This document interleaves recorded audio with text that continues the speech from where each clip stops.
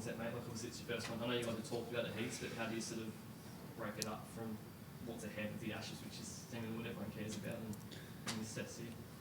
Yeah, I think this puts a bit of a kind of bookend on the last 2 years, this game, and then it feels like it starts afresh for, an Ashes series. I think the first final was a bit of a foreign concept, and it wasn't until we probably missed out that we thought, no, that would have been nice to be part of. So there's been a bit more on it kind of in the last couple of years, and yeah, pretty pumped to be here. Just on Scotty ball, and he hasn't played much red ball cricket here, not one competitive game. So what are the adjustments that you do make when you come here for the first time and bowl, even if you are as experienced as he is?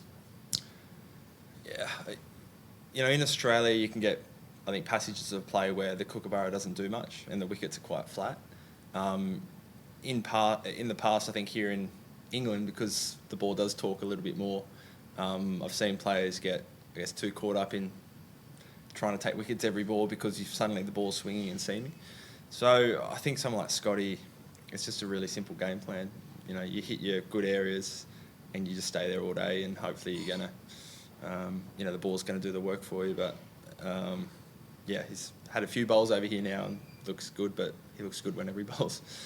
But there are some guys like say Mohammad Shami who bowled beautifully here without taking wickets. There's always been this talk of him being just that half an inch shorter than what a lot of English bowlers bowl. Does that come into play as well? Like, can Scott Boland be the kind of bowler who beats the bat a lot, but you might have to go a little further at the end? Potentially. I know that's cricket, isn't it? Like, some people bowl beautifully, don't take wickets. Some people are in great form batting and nick a good ball. So, I think we know that the areas that we need to bowl, that kind of 6 to 8 metre length, and if you stay in there all day, one, you shouldn't go for too many runs, and chances are that's where you're going to take the most wickets. Just one last one for me. So Andy Flower's been added as a consultant for a few days. Just your take on that, like how that came about, and what do you think he brings to the team? Experience over here. First of all, knows these conditions really well. Hopefully, knows the opposition. So if he can give us one little bit of insight about playing in England that we hadn't thought about, then it's worth it. How it came about, I think, Andrew's worked with him quite a bit, and you've seen us over the years bringing different people at different times. So pretty lucky to have someone as experienced as Andy, just to dip in and dip out throughout the next few weeks. So have you spent much time with him at all, or talking to him at all? Not really. No. So today was literally his first time around the group, so he'll kind of dip in and out, just a different voice. Yeah, right, okay. Can we take it that Scotty will play this game and with Hazel out? Is that the 11? Yep. Scotty will play. We'll probably name the 11 tomorrow, but dare say no surprises. Do you still see in the camp when you need the 3 specialist points? Do you still see a pecking order of sort of yourself, Mitch, and Josh as 1, 2, 3? And if so, how close is Scotty to breaking into that when there aren't injury concerns? Very close. I wouldn't say pecking order. I think we're big on kind of everyone bowls slightly differently. Even Scotty's a seam bowler on a good length, but he just offers something slightly different to, say, Joshy Hazelwood, and obviously Starkey being a left-hander, it's a bit different. So I don't think there's ever a pecking order. I think, you think about kind of the form, the 3 guys that you want to go out and play. What I will say is 6 test matches in, 6, 7 weeks. Hopefully I'll play all 6, but, I dare say we'll be rotating through plenty of bowlers. I dare say we'll be using at least 4 bowlers quite a lot. Was there a second part to that? No, I forgot. That's right. Yeah. But that's what I was going to ask you. Like, as you say, 6 tests in a really short period of time. You're a fast bowling captain. How do you judge what's best for the team? Do you think I should be out there even if I'm a bit tired or a bit jaded, or do you make a conscious decision to pull yourself out? Does McDonald say, I think you should? Yeah, it's a balance. I've never kind of got to a stage where I felt like I've been exhausted and depleted before, but still got up and felt like I did a really good job Test cricket. But if that kind of comes up at any stage, of course it's a conversation. Similar to a few of the niggles, like in Adelaide, knowing that we had a fully fit Scotty Boland on the bench, I'd made my decision pretty easy to pull out of that game. So, I'll be aiming to play all 6, and there's some good breaks in between kind of every batch of 2 test matches here. So I think it's manageable, but obviously Cameron Green helps out a little bit as well with the amount of overs he can bowl. Yeah, but the other day, obviously, the Dave Warner news, do you sort of feel like looking at this team, there's probably 6 or 7 you guys who are over the age of 30 now, like, is it something you guys have to speak about to ensure that you don't all go out at the same time? Like, is this always going to be a pretty tricky thing to manage for CA? Ideally, while everyone's scoring runs and taking wickets, they're playing as long as they can. But, the reality is, say the opening batters, Uzi and Davey both, I think, 36, 37. History would suggest they're not going to be around for, heaps of years. So it's something, certainly the selectors talk about, probably more so than us players, to try and make those transitions as easy as possible. But, my mindset's always, if you're good enough, I don't care if you're 18 or 48, you're in the team. And I guess the same goes for the bowling group, because, like you guys are even closer in age in a lot of ways in that sense. So, again, it's not something, it's a selectors kind of issue rather than for you guys to think about and talk about. Yeah, that's right.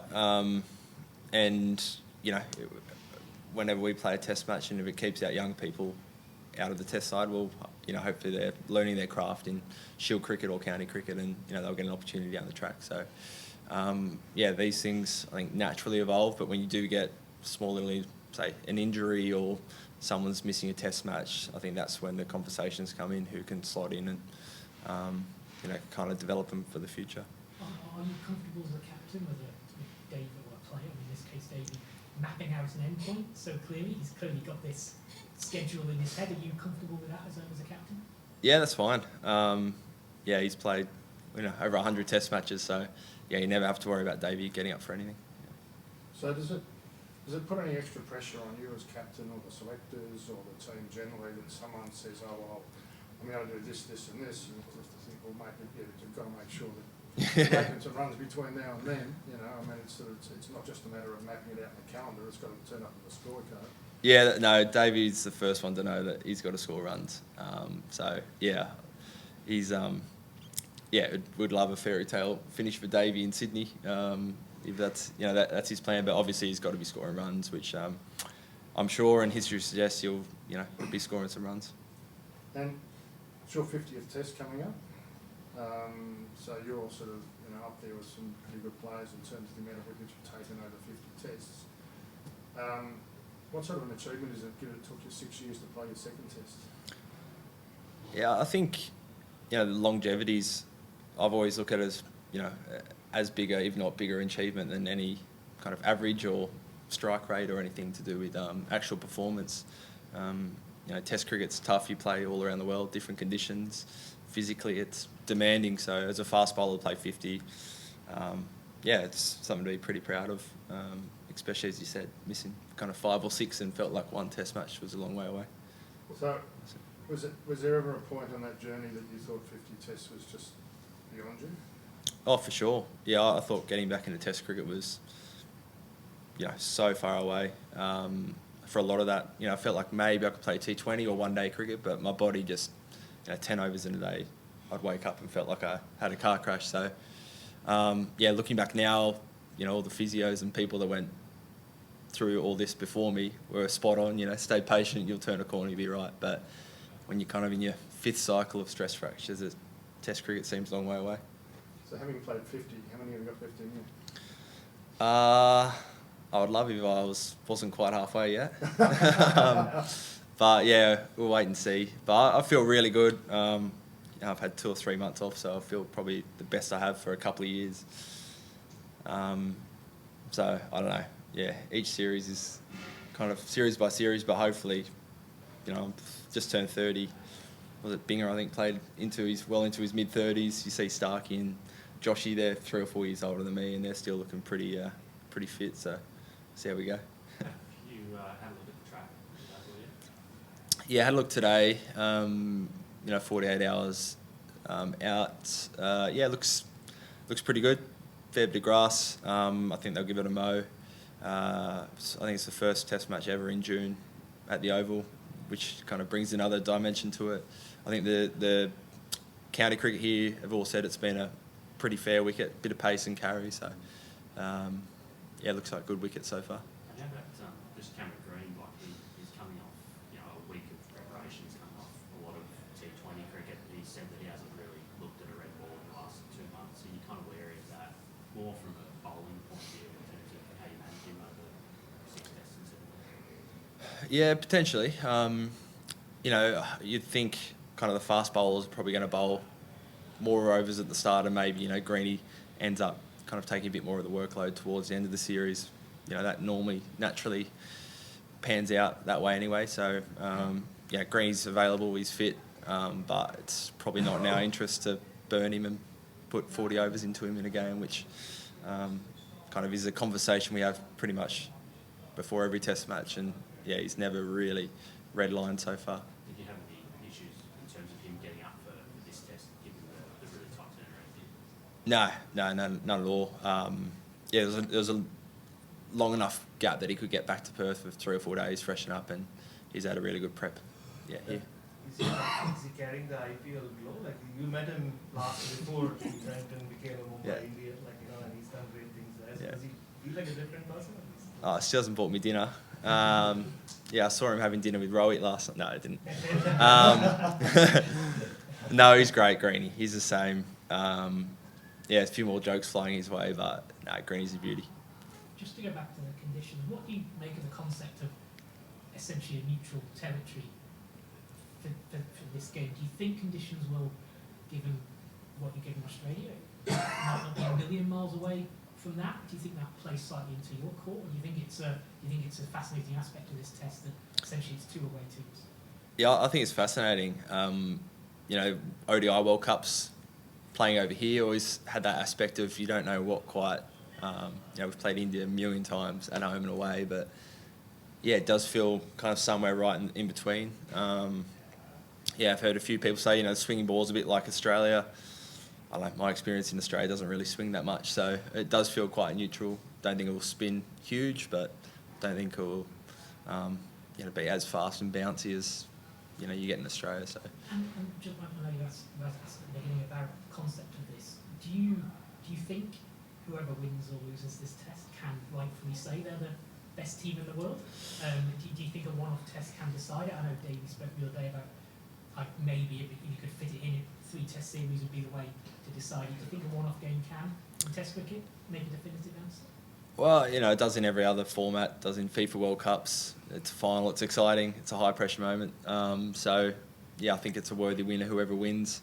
Does it put a big stamp on who's been the best team for the last 2 years? Don't know, but, you've won that tournament, and that's what tournaments are there for. So, I think we've been brilliant over the last 2 years wherever we play all around the world. So it does, it'd be pretty satisfying winning the final and kind of, feel like it'd be richly deserved. Has the high performance staff, have the high performance staff given any restrictions on Greenie specifically, or is it just? No, nothing specific. As I said, we always, it's in our best interest not to burn him. We want him to play all 6 test matches, batting at number 6, and do a role with the bowling. But we've got plenty of fit bowlers who can run in and bowl heaps of overs. So, nothing specific. Yeah.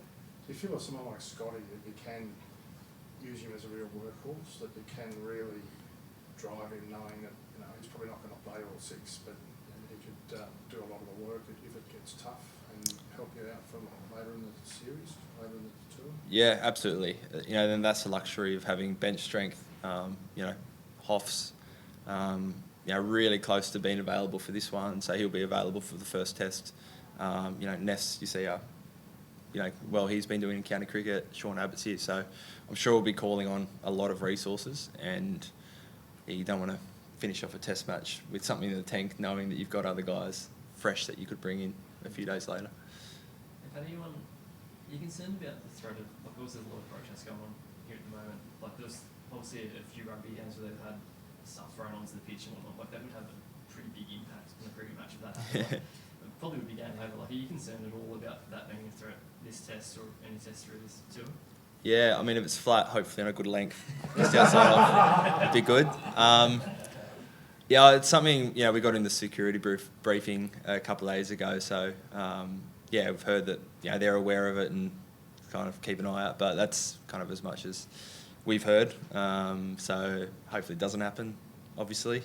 But yeah, I've heard there's a few kind of different events that have been affected, so yeah, see how we go and make sure a couple of our bigger boys are around the pitch and can act as security guards. And I know you're very vocal in this space, and I'm not suggesting that they're going to listen to you as a powerful voice in this, but like as someone who does have strong opinions on this, like is it kind of like you're not saying send a message, I'm not sending a list, but you know what I'm saying, like that you're hopeful that they don't take it to that kind of extreme of affecting a match?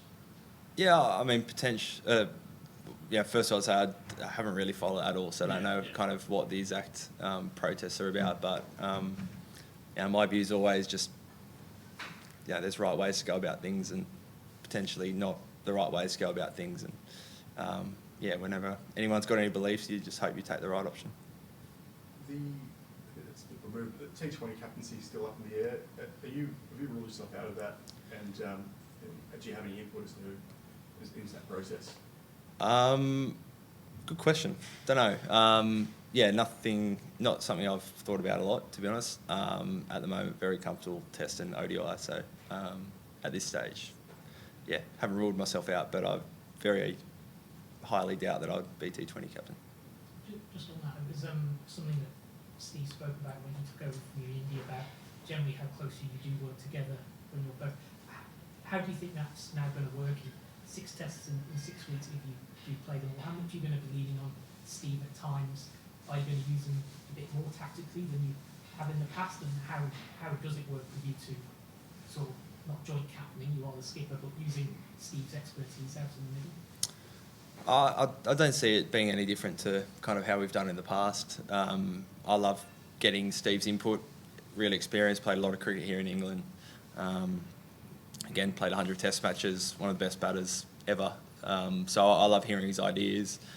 Stands first slip, sees the game slightly differently. So we'll continue just doing that. The bowlers are very strong in what they need to do, and I'm always working with the bowlers. And Steve throwing out different options at me. I love that. Just on Cam Beach, about and protecting him in a way. Is there a possibility at some point he plays as the third seamer? Todd Murphy, based on how well he bowled in India and just how well he bowled generally, can get him as a second spinner, or that's highly unlikely over the 6 test period? I'd say it's purely conditions dependent, and I think history suggests probably 2 spinners is pretty rare over here, so I doubt that. Could you see Mitch Marsh playing a role in this series, even if Cam is fully fit? Yeah, potentially. Mitchie's back bowling. He's had a couple of big days of bowling and looking great. He's here, mainly as cover for Greeny, but also as an option of pretty damaging middle order batter. So we'll see. 6 test matches, a lot can happen. So it's good to have plenty of options. Yeah. Great. Thanks all. Cheers.